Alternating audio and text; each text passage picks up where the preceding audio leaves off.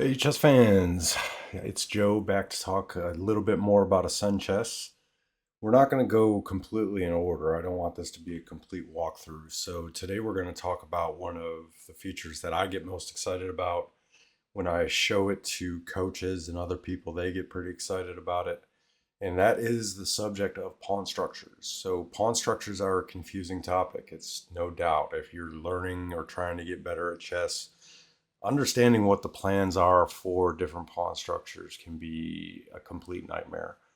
So it's one thing that you should really do a lot better job of understanding so you know what the typical plans are, especially if you're studying a little bit of your openings.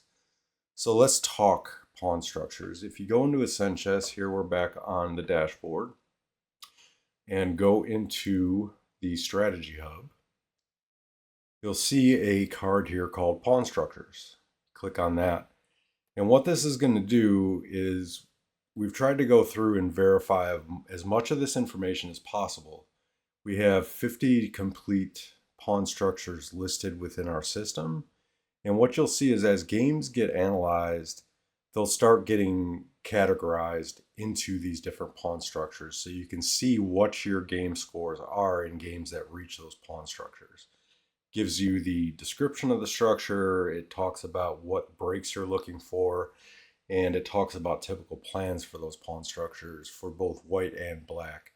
So if I go up here and click on the Benoni, which is one I play often, you'll see the full description, you'll see white and black strategic plans, the pawn breaks you're looking for, what to watch out for, related eco codes that often reach this position, and any reference positions or tabias that kind of involve this structure.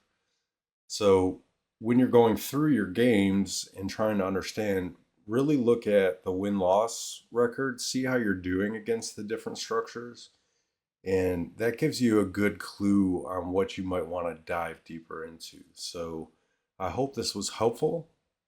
I hope you enjoy going through this as much as I do, and I will talk to you in the next video.